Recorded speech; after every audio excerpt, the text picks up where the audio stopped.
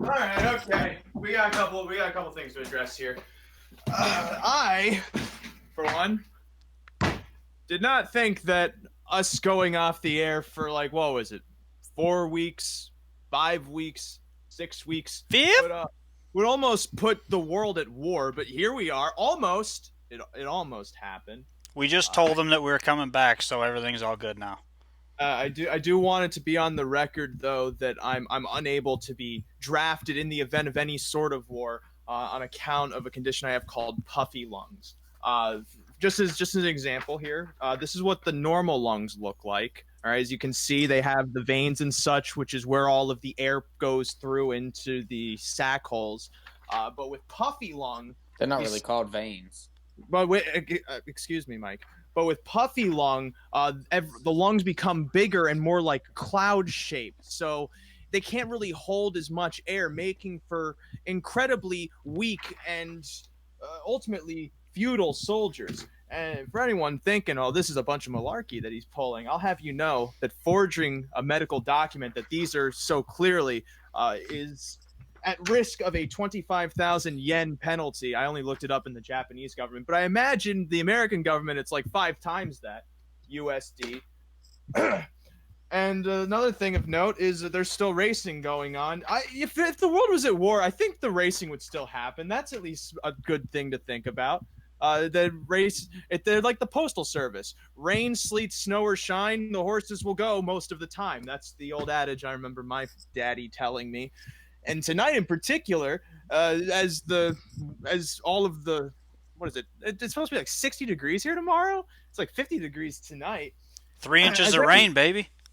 as everything is thawing following a January snow up here on the East Coast, Meadowlands has their typical $50,000 pick for starting in race 8.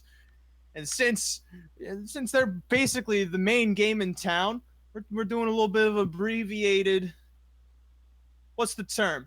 Broadcast to look at this sequence. Race 8 kicks everything off. They're Mike and Rod, by the way. Everyone knows who they are. Bang, bang. I'm trying to figure out who I am, and maybe by the end of this, I'll have some clue. Race 8 is a known as a $7,500 trotting event at the Meadowlands for a purse of $13,500. It kicks off the $50,000 guaranteed pick four. Full field of 10 going postward here. And it's been a long time since I've said this, but Mike, how do you take it?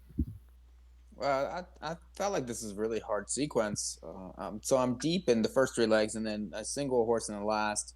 I'm 5 deep in each of the first three. So let's start there. Let's start with the one, Antier Hanover. This horse is third time Dexter done, raced well last time at the Meadowlands at this level, coming from out of it. And, that was a fair price. I think that, this horse getting done back again for the third time could get a little bit of a trip, and I think is a used at a price. Mr. Houdini gets Jingra back. This horse is racing fair enough. I mean, he's getting checks at the level. The post is fine. I think that Jingra, has raced with him before and probably will be more aggressive with him. So he's a use. The 5 deep W's Revenge, faced tougher ones, very, very fast. Pappy Go Go, Cash Me Out last 3 starts. Those are way better than these. So off the drop, How about he's that? probably he's probably gonna get bet in the race. So he's a use. The 7, Mystical Motor. This horse won last time for 20,000 optional claiming. Beat a horse called Hammer Time. That horse fits at this level. This horse has been in the top 3 the last 4 starts. Has been kicking home okay, and will be a price. So that one's a use. And then the 10, Stars Above All Rush, who ran into a red hot Miami last time, who's won 3 in a row. Getting back to the big track, the horse likes it here.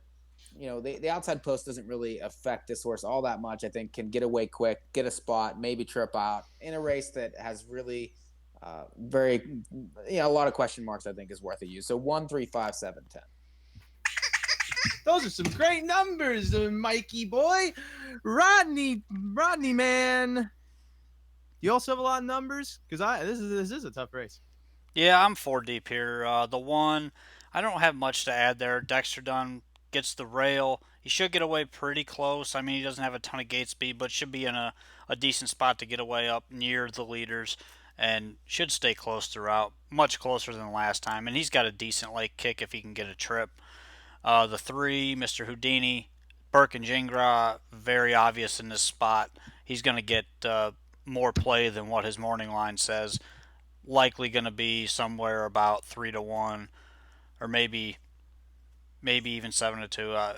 That's kind of what I'm expecting there. The 5, DW's Revenge. He's another one. He's a dead closer. That's his only problem. He's going to need a little bit of fractions to chase up front. But if he gets them, I mean, he can motor home if he gets the right setup there. And then the 6, True Mass Volo, has been racing fairly decently. He's kind of hit or miss type. Drew Monty jumps on to drive this week, and that's really the reason I like this horse. I think he's going to get away right behind DW's Revenge, follow that cover the entire way, and he can kick home good enough to be able to be right there at the wire. So 1-3-5-6. Okay, maybe this isn't that hard a race because we all land on at least the same 3 horses in some respect. Auteur Hanover likely benefits from the post switch. He was clearly way too far back last out and forced to gain more ground than he was capable. So if he can get away closer, he's most likely in a much better situation. Mr. Houdini just has to stay flat. He draws that inside post to sit close again, and he probably is one of the better late kicks of anyone in this field. And DW's Revenge could also benefit from the fact that he comes from off the pace, because keep in mind, guys, those last 2 races we saw, horses have been launching off cover and coming after leaders. So it could set up in this guy's favor. He'll at least also benefit from the fact that he's dropping from the 10,000 level into the 7,000 after clearly being outranked and all of the starts on his sheet. I'm going to go 1-3-5 in the first leg of that pick 4. So after the first can only mean we're on to the second. This is a Trackmaster race for horses rated 76.75, whatever that number means, or less. So they're clearly not discriminating against the lesser horses for this race. 10 more going postward. And Mike, for you, as I understand it, this is also a fairly wide open race. Yeah, 5 more in here. 3 I will do it. It's Norman, Andy Miller, racing well at the level. Just needs a setup, obviously. Got 1-2 back, stepped up a little, and couldn't quite reach, but I think is sharp enough to be used. The 5, Sweet Lullaby. This is another Burke Jingra type, and broke last time. That was December 20th, so it's missed a couple weeks here. Now Jingra's back. They maybe we're waiting for him to come back. I really don't know because he kind of was on vacation. Anyway, reunited here. The horse, kicked 27 and 3-2 back. That one's a use. The 7, Traffic Jam. This horse likes this racetrack. Races well here. Gets a little bit of a drop, and has had really impossible trips the last 2 races. Prior to that, was second. Always takes money, and was consistent enough last year to win 40,000. The 8, Summer Rock. This horse is doing very well. Last 4 starts. Last time tripped out to win. Prior to that was against it. He's a use for me, and I think you're going to get a little more than 9-2 on the morning line. And then the 10, Moonshine Charlie. This horse is Dexter Dunn. It's a driver switch play, and hoping maybe, and also a drop. So 1, 3, 5, 7, 8, 10. So, Rod, maybe you can answer me this. How come my plants love water, but when I give them too much, they drown? I'm not a botanist, so I'm not going to answer that question. God damn it, Rod. It's okay. It's okay. But It's okay. we do have a couple of questions from viewers watching right now. I'm going to shout out my son Aaron, who's watching right now, because he's sitting there telling me that my shades are not as cool as he is, and he knows that's a lie, because they're cooler, along with me. Even though he keeps saying that you're not cool. And no, Stu. 20 Bully Rod's son. And Stu, I can't keep growing this beard. I gotta shave it, bro. Stu McQueen has a beard that's like 2 feet long. So yeah. That sounds like a hairy situation. Yeah, it is. But anyways, on to leg 2 here. Start with the 5, Sweet Lullaby. Comes off that break last time. Just needs to stay flat and probably wins this race if flat. The 6, Jericho Diva. You get Joe Irish Haney to drive, which that's not an upgrade by any means, but I think this horse is quick enough if he can get the right setup. He's not going to be anywhere near the front throughout the entire race, basically, so he's going to have to work his way up to get halfway close because there's not a lot of early speed. So, going to be trip dependent here. And then the 9, Culinary Delight, outside post. He does have a little bit of gate speed, and I expect McGuire Sowers to use that gate speed to his advantage in this race because if he tucks to the back, he's got no prayer. But if he goes, I think he's got a big shot in this race, and he's going to be the right price. So I'm 5.69 there. I understand neither of you can relate to this, so please forgive me. But uh, people always ask me, Ray, how are you such an expert handicapper? And Who asked you? Who actually asked you that? I please let this anecdote continue. And I say to them because I view every race as an opportunity. This race in particular is another one of these opportunities where you can look at the form, you can look at the horses, and go, ooh, delicious. 3 horses make me do that. Future, which by the way, if you don't feel these exact things, get out of the business. You're not going to make it. I made it because I feel these things, and therefore I am an expert. Future Delight is my first expert pick.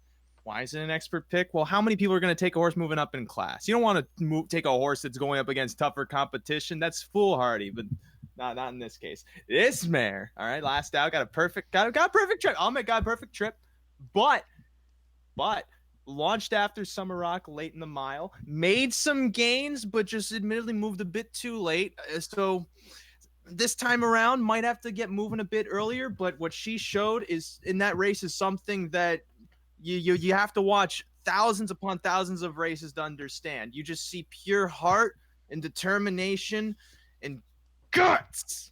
And that's what I love to find in horses. I see it and I will do it also, just in the name.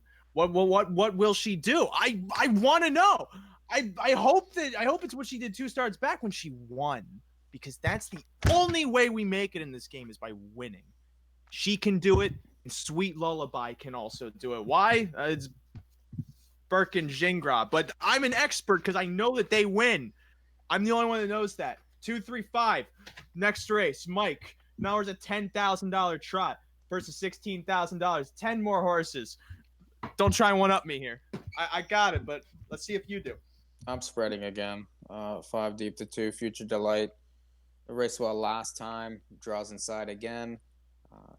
The horse showed a little more speed last time, and kick 27 and 4. It's going to be a price. Draws well. I'm going to use that one. The 3, I will do it. I'm sorry. My race.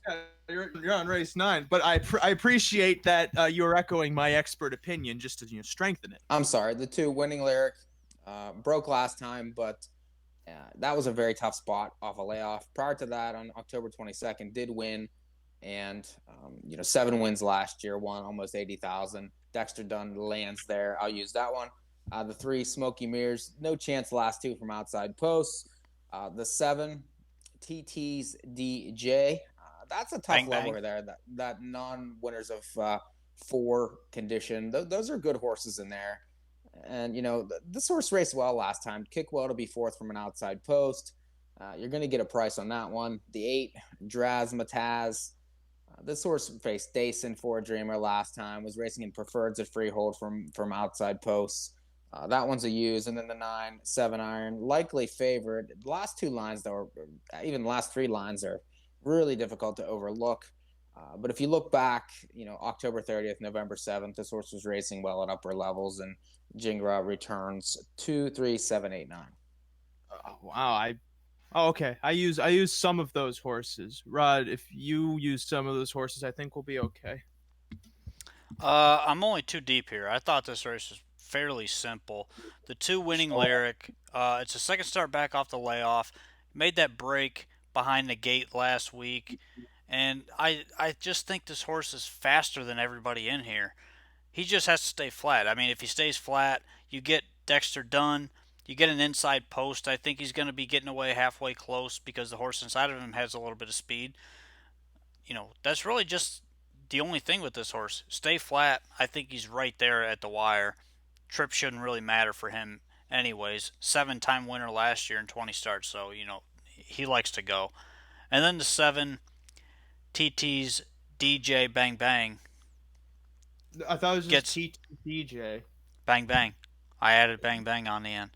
Not on my program. There's just an L. Does that mean loser? Yes. Oh no. But either way, you get Mitch Cushing to drive this week, which I love that angle here. Jordan Daru jumps off for Mitch, and this horse is moving, making a different type of class change here. He's jumping into non-winners of 10,000 last 5, where he was in basically a non-winners of 4 last week, 5-year-olds and under, and that type of group, that non-winners of 4, is very, very tough. And he's another one. He's got some early speed, but if he can work out the right trip, I think he's going to be a good price. You're getting great value on him. He likes to win, and it's really only his 4th start on the big track ever. So if he can work out the right trip, I think he's going to be right there. And this is probably my best value play of the entire sequence. So 2-7 for me. Oh, we all landed on TT's DJ for mostly the same reasons. I didn't know as Mitch Cushing was driving. It's good, I guess. It's good that the person will be driving the horse. You don't want them to just go all willy nilly because horses don't have minds of their own. You'll never know what they would do without drivers.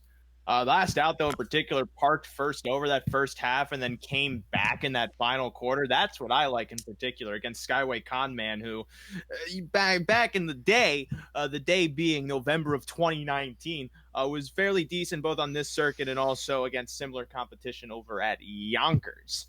Outside of the 7, though, I agree with Mike on Smoky Mirrors. 2 starts back, this horse showed a ton of speed from post 10 to get into the race and also made some gains there in the same way that TT's DJ did. I'm pretty sure that was the same race, actually. And then last out just had a bad spot. Post 8, throw that out. Has post 3 now. Put that in. That's a much better post than post 8 as far as the whole getting to the inside situation. Of course, they'll have them all be in the inside situations, Marion Gondolier, only because he's starting at the pylons. The one downside, though, and why I was hesitant to use this one, is he always seems to hang. But I ultimately conceded to that hesitation, and I did not concede to the hesitation. That would imply that I did not use the horse. Rather, Come on, Ray. I used the horse because he's dropping in class, making his 2nd start off a 6 scratch, and he parked the whole mile last week and still finished 3rd. Because I know if I parked a mile, I probably would be gasping for air on account of my puppy lungs. Which again, not a forged document. That's a crime. I'm 137 in leg 3. Okay, final leg, race 11. Hours of 6 or 7 if you're a filly and mare. Because I guess filly and mares have an allowance, or 80,000 lifetime, and you could also have just not won 7. There's a lot of stipulations here in this race that I don't really have time to grasp my head around. I do know there's 10 horses. Mike knows there's 10 horses, and is this a race where you narrow your opinion? Yes, one horse. I like one in here a good bit. The 3 Warrior 1. This was raced extremely well last time in the slop, coming off a break. Nearly won that race against Very, Very Fast. That horse would, I think, be the favorite in this race. Jingra's back, draws well. Any sort of repeat of that race, I think, puts him right there. So I'll key the 3 to finish. Rod. I use him, but I don't key him. I do agree, though, the horse should be right there. Fits well in this race. He's got an inside post, and he's got early speed, so that entire combination is good, and Yannick owns this one. I also add in 2 other ones. The 4 Vix Winner. This one gives Vinny Ginsburg to drive. Gets a class drop here. Those numbers of 15,000s are very tough horses, and this is quite a class drop for this horse. Just has to be put in play tonight, and he should be right there. I don't think you're getting anywhere near morning line odds here. And then the 5 Union Forces, Andy and Julie Miller. We know that this horse can go, and he's beat this class before. He actually just annihilated this class back in November. the beginning of November, winning by 11 in 153-1. If he goes back anywhere close to that performance, I mean, he should win right back. So he's tough not to have. He's going to likely be the favorite here. 3, 4, and 5 for me to close it. Union Forces has to prove he's rehabilitated himself to me. He's got to show me that he knows how to put one foot in front of the other. So because of that, I agree with Mike on Warrior 1. This horse is incredibly obvious. I'm still trying to figure out how Yannick owning the horse is a handicapping angle, but go you, Rod. Find whatever you have to like this horse. I throw on one other contender in this race. The inside, his name's Ronnie Goldstein. Just looking at this horse, you might go, well, why would you throw him on? Well, first things first, the price factor. Oh my God, you get if Brett Crawford goes into that winner's circle, I think like 5 people are gonna poop their pants because their tickets will be shredded all flames, and then we'll be going to the tellers. It's poop again. And we'll be I'm not going to the tellers with poop. I'm going to the tellers to cash my massive pick 4 ticket that came in because Brett Crawford won on Ronnie Goldstein. But how does he win? Well, there's reasoning behind this. This horse has only made 3 starts in the last 3 years. You look right at his form. In 2019, he only raced twice, and then this year he only has 1 start. And in those 3 races, he's shown tremendous improvement. Won it first asking off of a year layoff at Saratoga on December 11th. Had an outside post here at the Meadowlands, just kind of went around, gained some ground, got involved, but finished 5th just to get a little bit of a food check so he wouldn't starve that week. But then, last week, got into the race, stalked faster than normal fractions, and still finished in contention to get second. This horse is improving at a rapid rate. He's making only his 4th start in 3 years. He really could be the one that puts all of the juice in the punch bowl. So I'm going to be 1-3 in this last leg of the pick 4 to make my ticket go as follows. I am for 50 cents 135 with 235 with 137 with 1-3 for a cost of $27. Mike, your ticket. I'm sorry. I was just looking at the scratches. In the 10th, the 3 scratched, so that'll change the ticket a little.